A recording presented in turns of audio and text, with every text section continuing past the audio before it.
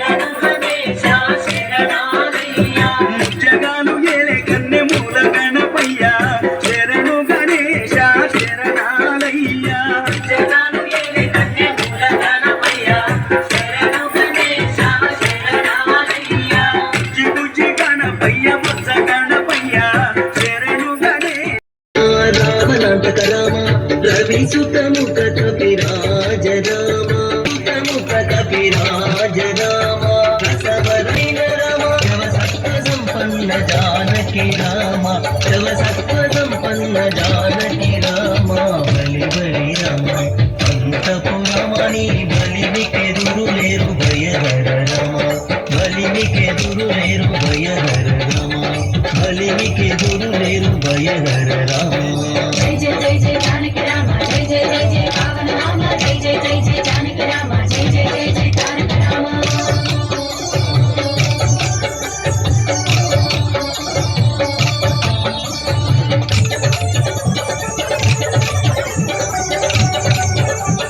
So prabhujis అంతా ఇటుపక్క కూర్చోండి, మాతాజీస్ అంతా ఇటుపక్క కూర్చోండి. సో ప్రభుజీస్ అంతా ఇటుపక్క. సో యూత్ ముందు కూర్చోవచ్చు front side. So prabhujis can SIT this side, Matajis can SIT that side. Okay, thank you. Hare Krishna. So ఇప్పుడు కీర్తనతో మొదలై అద్భుతమైన కృష్ణ కథ ఉంటుంది. సో అందరూ మీ మొబైల్ ఫోన్స్ కొద్దిగా సైలెంట్లో ఉంచి శ్రద్ధగా శ్రవణం చేయడానికి ప్రయత్నించండి. హరే కృష్ణ.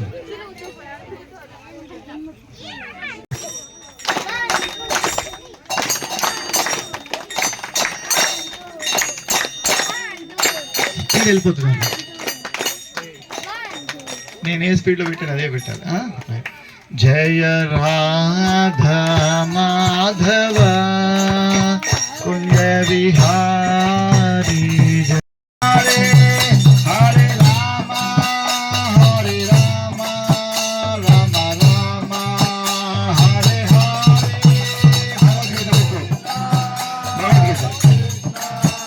కృష్ణ కృష్ణ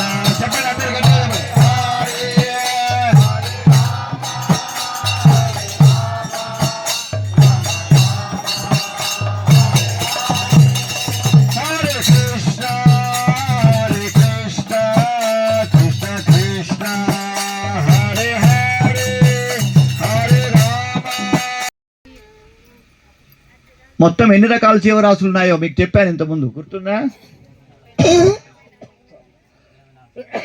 84 లక్షల రకాల జీవరాశులు.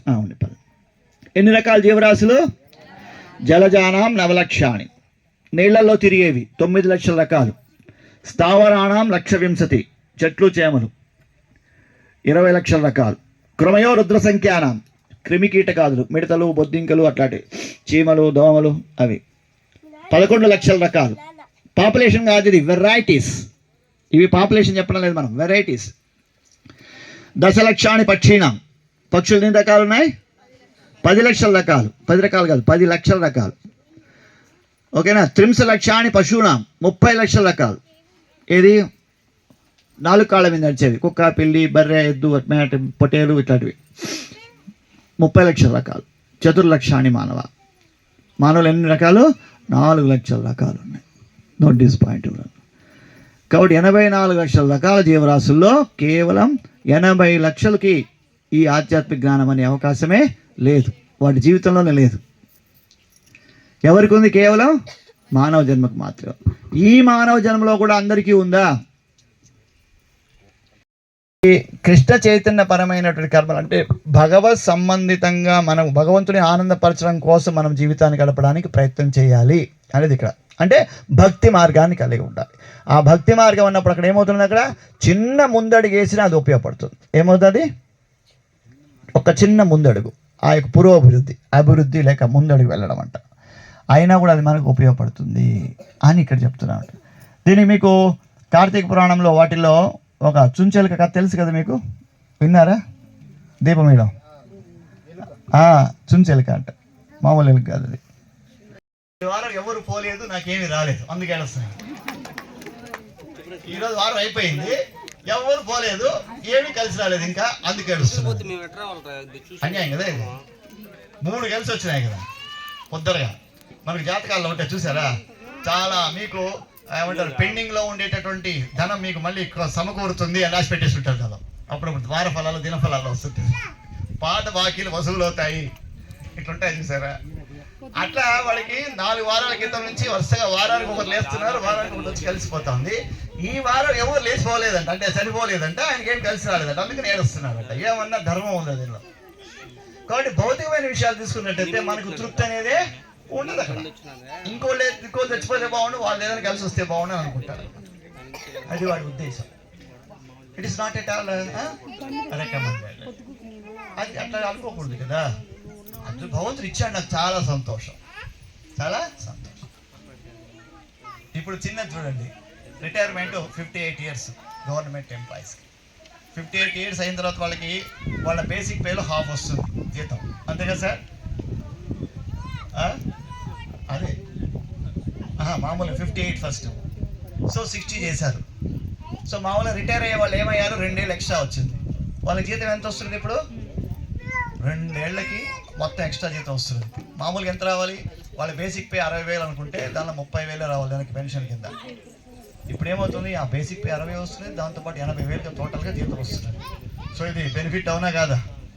2 ఏళ్ళు లెక్కేసుకోండి.